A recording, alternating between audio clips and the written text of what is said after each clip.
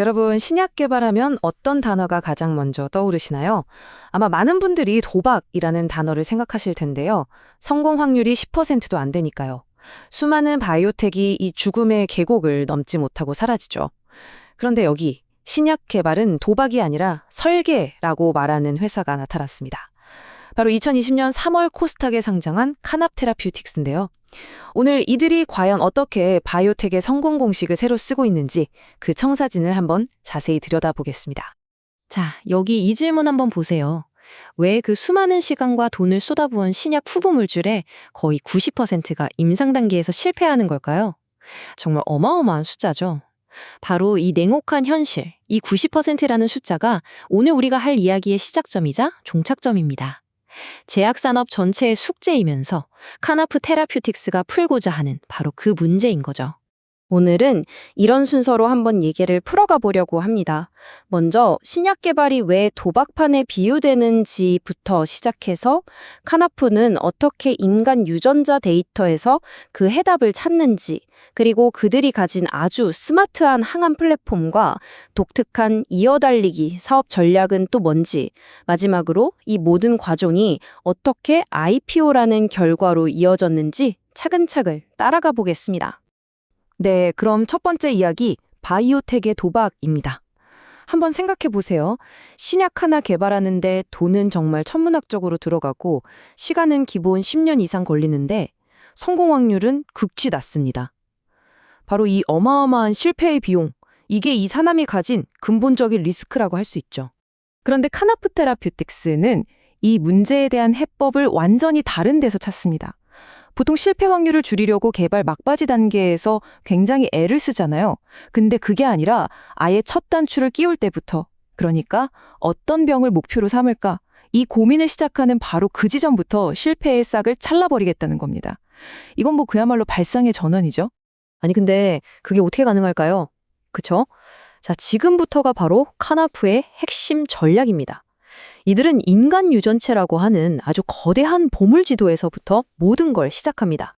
그 지도를 읽어내는 특별한 해독기가 바로 GWAS와 POS라는 기술인데요. 어렵게 생각하실 거 전혀 없고요. 쉽게 말해 50만 명이 넘는 사람들의 유전자 정보를 샅샅이 뒤져서 이 유전자가 이 병의 원인인 것 같아, 이런 추측이 아니에요. 바로 이 유전자가 원인이다 라고 콕 집어서 아주 강력한 인과관계를 찾아내는 기술입니다. 모든 걸 감이 아니라 데이터로 시작하는 거죠. 그래서 이들의 프로세스는 정말 간단하고 명확해요. 첫째, 데이터를 파고들어서 병의 진짜 원인, 유전자를 찾아냅니다.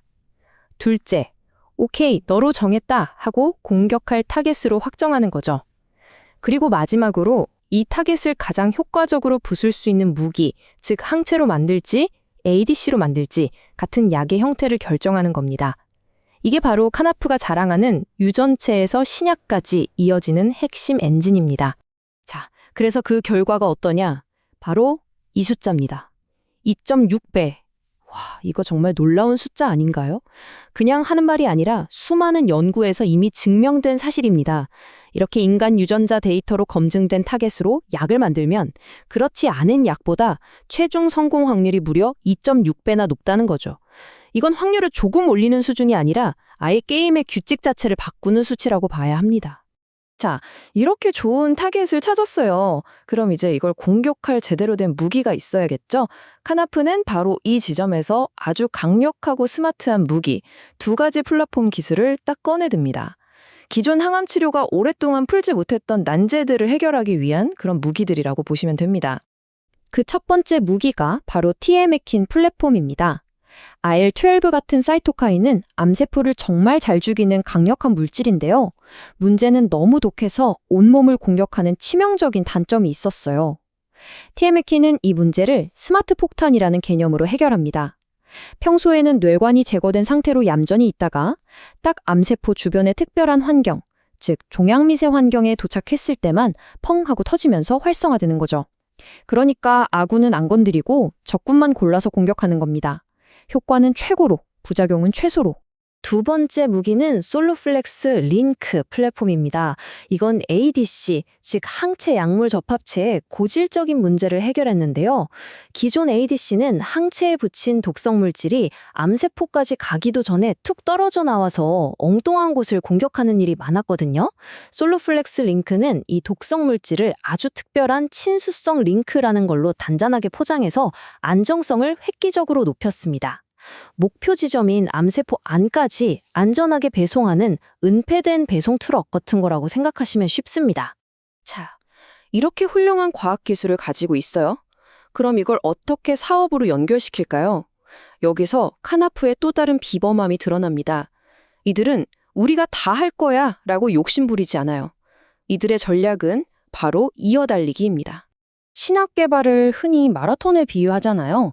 근데 작은 바이오 벤처가 혼자 42.19km를 완주하려니 중간에 자금이 떨어져서 쓰러지는 경우가 너무 많거든요.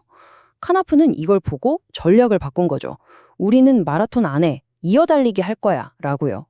가장 자신 있는 첫 구간, 즉 좋은 후보 물질을 찾아내는 구간은 자기들이 전력으로 뛰고 그 다음 돈도 많이 들고 경험도 필요한 임상이나 판매 같은 어려운 구간은 덩치 큰 제약사한테 바통을 딱 넘겨주는 겁니다. 리스크는 나누고 속도는 높이는 아주 현명한 전략이죠.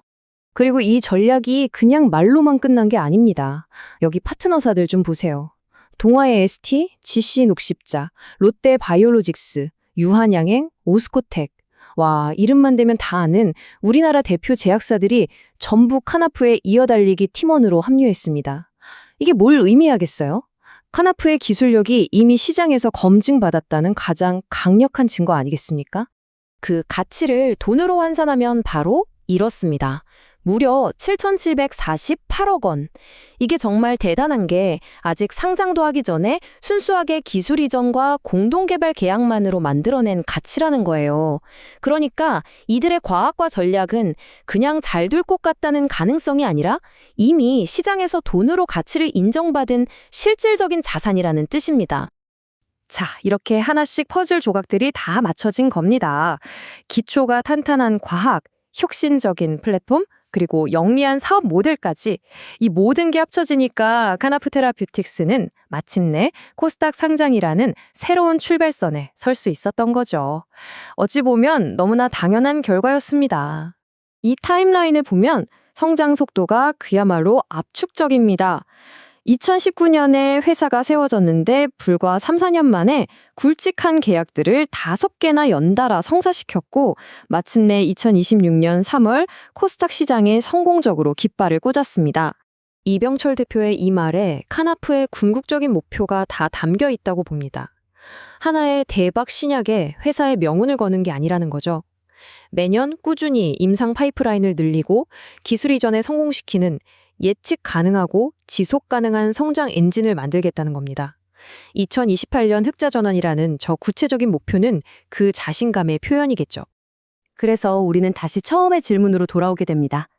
인간 유전체 데이터로 실패 확률의 근원부터 차단하고 최첨단 플랫폼 기술로 약의 가치를 극대화하고 스마트한 파트너십으로 위험을 관리하는 카나프의 방식.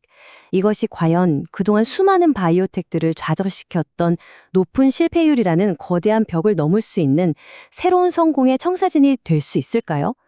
시장은 이제 막 그 대답을 써내려가기 시작했습니다.